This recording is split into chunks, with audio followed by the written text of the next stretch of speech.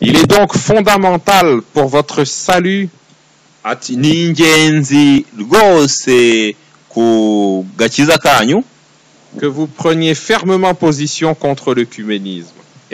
Ko mukwiriye gufata ibyemezo byo guhangana cyangwa se byo kurwanya urwo rwiyongere rw'amadini selon ce que l'esprit de prophétie dit, hakurikijwe cyangwa se hakurikije icy'umwuka w'ubuhanuzi utubwira dans Prophètes et Rois, mu gitabo cyitwa abakurambere n'abami page 502, page 502.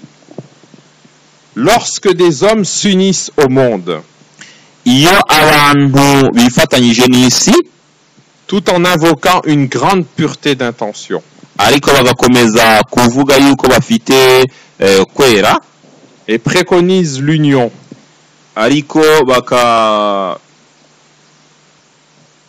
mugerageze munyihangane nukwango abo bantu bakabasha kugira abantu inama yuko bagirana ubumwe avec ceux qui ont toujours combattu la vérité, nukwango bagirana ubumwe n'abarwanyije igihe cyose ukuri.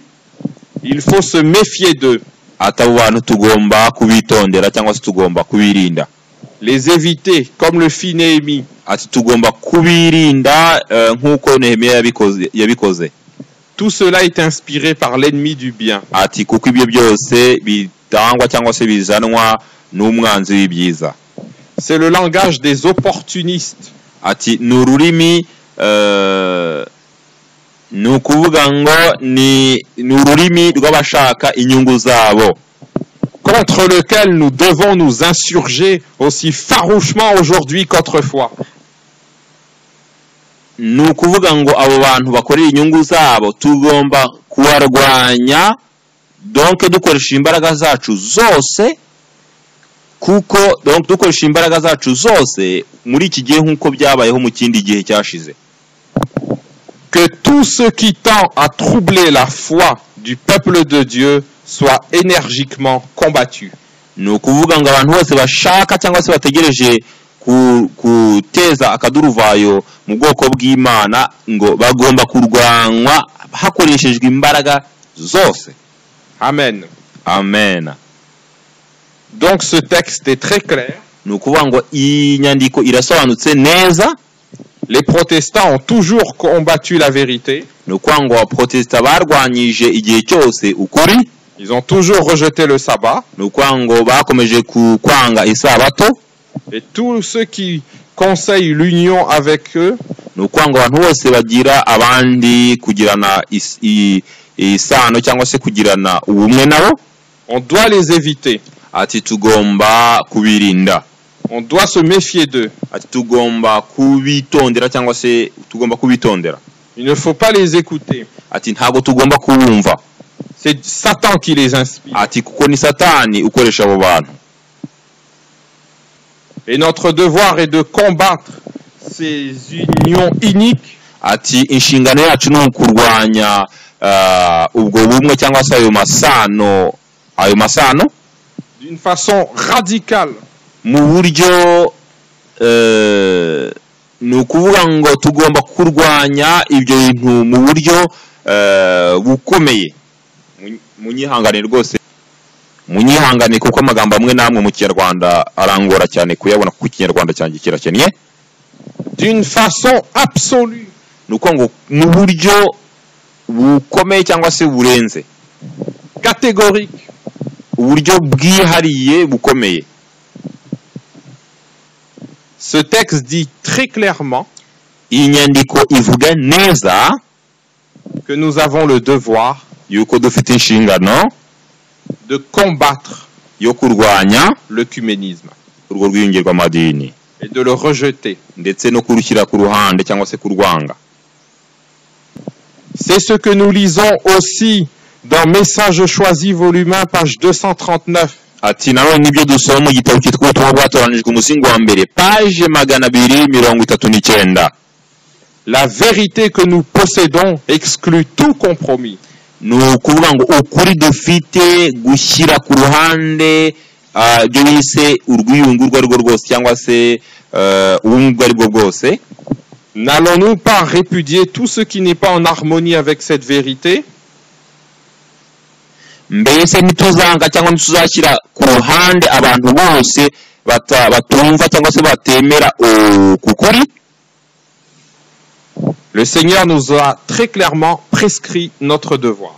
Ati Uwiteka yatwandikiye inshingano yacu ku buryo bugaragara. Nous lisons dans Review and Herald turasoma mu gitabo cyitwa Review and Herald du 24 mars 1896. Ni ukwango yo ku tariki 24 z'ukwezi kwa gatatu umwaka w'igihumbi kimwe magana inani mirongo cyenda na gatandatu. Nagira ngo mvuge ko Review and Herald ni ukwango ni ikinyamakuru que les sentinelles de Sion, ni ukuvuga ngo abarinzi b'Isiyoni ne s'unissent pas avec ceux qui s'opposent à la vérité. Ati be kwifatanya n'abarwanya ukuri telle qu'elle est en Jésus. Uko kuri nk'uko kuri muri Yesu Kristo. Qu'ils ne fassent pas une alliance ati be kugirana amasezerano avec l'infidélité, ati no gukiranirwa, avec le papisme cyangwa se n'ubupapa ou le protestantisme, cyangwa se n'ubuprotestantisme, en mettant les traditions au-dessus de l'écriture. Bashyira imihango hejuru y'ibyanditswe byera. Amen. Amen. Les adventistes du 7e jour ati abadivantse munsi wa karindwi doivent maintenant se tenir séparés ati bagomba ubungubu kwitandukanya et distincts, ndetse kwitandukanya ndetse no kwivangura. La vérité et l'erreur ne peuvent pas se tenir en co-association. Ati ukuri n'ibinyoma ntabwo bigomba gufatanya.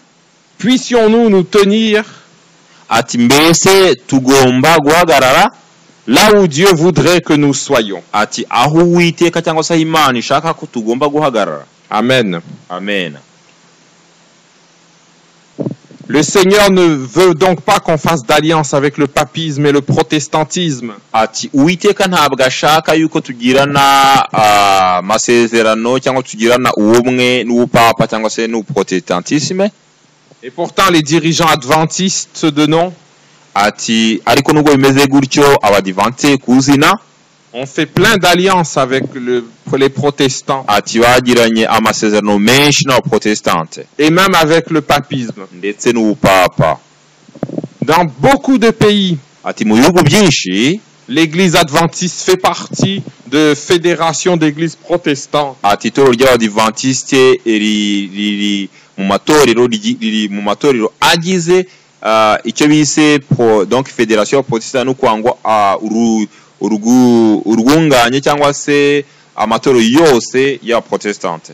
Par exemple, urugero en France, mu Bufaransa, mais aussi en Allemagne, ndetse no mu Budage, en Italie, mu Butaliyani, en Espagne, muri Espagne, en Finlande, mu gihugu bita Finlande, en Haïti, mu gihugu bita Haiti, en Chine, mu Bushinwa, aux États-Unis, muri États-Unis cyangwa se muri Amerika, etc., ndetse n'ibindi.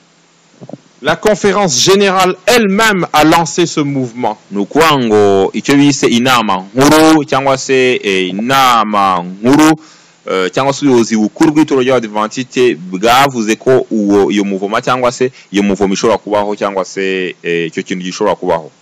Et a signé plusieurs accords écrits. Ndetse yasinye amasezerano menshi yanditse avec la Fédération luthérienne mondiale. Nukuvuga ngo nicyo bita federation, nukuvuga ngo n'amatorero yose y'abaruteriye yo ku isi yose.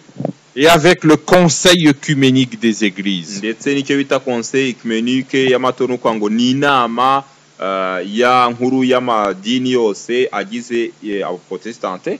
C'est ce qu'on pouvait lire dans la revue adventiste. Nibyo dushobora gusoma mu cyo bita revue, nukuvuga ngo ni ikinyamakuru cy'abadivantiste de janvier-février. Nukuvuga ngo icyo kinyamakuru cyo mu kwezi kwa mbere n'ukwa kabiri, janvier-février 2001, cyo mu bihumbi 2001, page 17, page yacyo ya 17.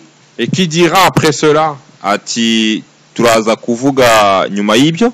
que les adventistes ne font pas d'œcuménisme. ati ni ukwango ni uza kuvuga ko abadivantiste batagirana urwiyunge n'andi madini, alors qu'ils ont des accords écrits ati mu gihe bafite icyo bise ubumwe bwanditse cyangwa se ibyo bise amasezerano yanditse avec le conseil œcuménique des églises. ati ni ukwango niyo conseil, ni ukwango niyo nama nkuru y'ayo madini ya protestante. Ce conseil œcuménique des églises ni ukwango iyo nama nkuru y'ayo madini est tout à fait diabolique. ati ni inama ni igizwe donc ni inama cyangwa se iyo organisation cyangwa se ni ukwango mu by'ukuri iyo nama nkuru rusange yo mu madini bigaragara ko igizwe igizwe donc n'umwuka uturuka ku mwanzi.